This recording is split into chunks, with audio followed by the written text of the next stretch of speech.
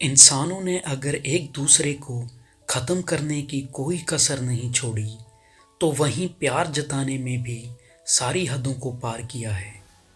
फिर चाहे वो एस्टन मेमोरियल जो इंग्लैंड में है, या कोरल कासल फ्लोरिडा में, या और भी कई सारे ऐसे आर्किटेक्चरल वंडर्स हैं जो खून खराबे से भरे इंसानी इतिहास में प्यार की विरासत को संभाले बैठे हैं। मगर इन सब के बावजूद जो रुतबा ताजमहल ने हासिल किया है, वो शायद किसी और के बस की बात नहीं। तो आज की हमारी वीडियो है हाउ वॉज ताजमहल बिल्ट। ये तो सबको पता है कि ताजमहल को शाहजहां द्वारा अपनी बेगम मुमताज़ महल के लिए यमुना रिवर के किनारे बनाया गया था। लेकिन ये बात बहुत कम लोग जानते हैं कि जिस साल मुमताज़ महल अपने 14वें बच्चे को जन्म देते हुए इस दुनिया से रुखसत हुई, उसी साल शाहजहां ने ताजमहल बनाने की शुरुआत की थी। मुमताज़ की मौत ने शाहजहां को अंदर से इतना तोड़ दिया कि वो कई साल तक तन्हाई की ज़िंदगी जीता रहा, और यही वो बिछड़ने का दर्द था जिसने शाहजहां के मन में ये ख्याल जगाया कि एक ऐसा आलीशान स्मारक बनाया जाए जिसमें मुमताज़ के शरीर को स्वर्ग जैसा एहसास हो। तो अब पहला सवाल ये उठता है कि ताजमहल को यमुना के किनारे क्यों बनाया गया। इसके दो कारण बताए जाते हैं। पहला यह कि यमुना गंगा की ही एक ट्रिब्यूटरी है और गंगा को भारत में एक पवित्र नदी का दर्जा हासिल है। दूसरा बिलीफ ये है कि शाहजहां को यह जगह मुमताज़ की रूह के आराम के लिए शांतमय लगी होगी।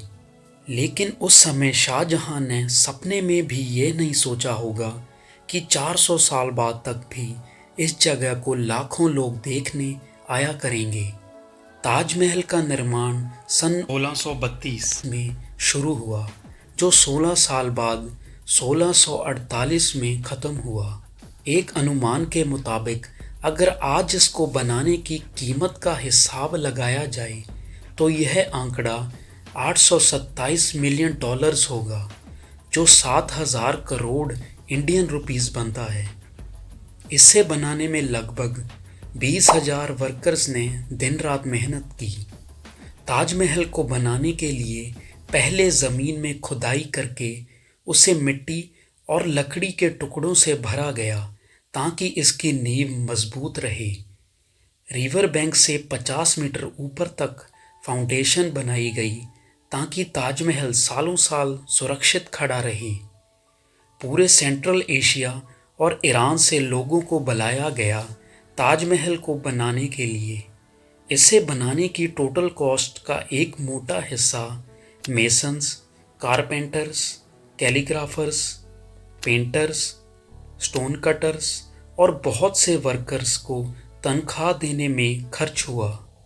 ताजमहल को बनाने में मार्बल के साथ साथ और भी कई तरह के मटेरियल का यूज़ हुआ, जिसको वहाँ तक लाने के लिए 1,000 से भी ज़्यादा हाथियों का इस्तेमाल किया गया।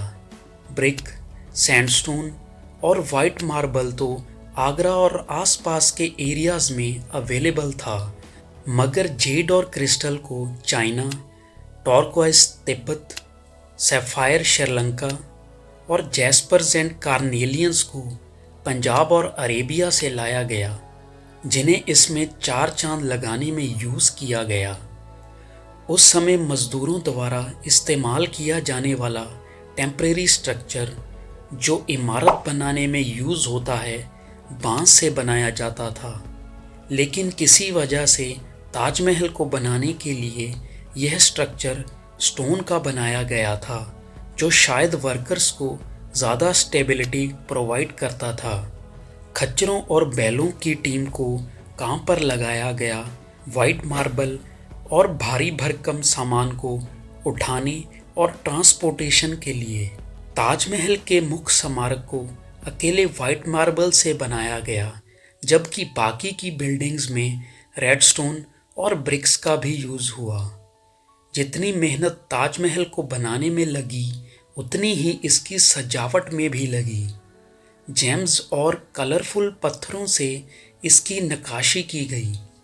फ्लोरल पैटर्न्स और पेंटिंग से पूरे स्मारक की सजावट की गई। जानवरों और इंसानों के चित्र लगाना इस्लाम में वर्जित है, इसीलिए फूलों के डिज़ाइंस वाली पेंटिंग्स को यूज़ किया गया। कुरान के वर्सेस को अलग अलग राइटिंग स्टाइल में ताजमहल में देखा जा सकता है।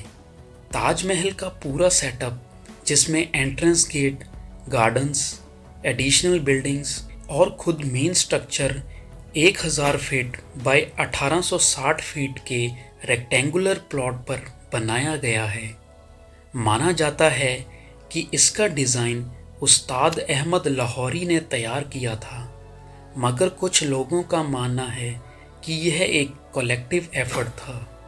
साल 1983 में यूनेस्को ने ताजमहल को एक वर्ल्ड हेरिटेज घोषित किया और इसे jewel of Muslim art in India कहा गया। 100 मिलियन लोगों ने वोट करके ताजमहल को दुनिया के 7 अजूबों में शुमार करवाया। आज के दिन तक ताजमहल दुनिया में प्यार के प्रतीक आर्किटेक्चर्स का बेताज बादशाह बना हुआ है।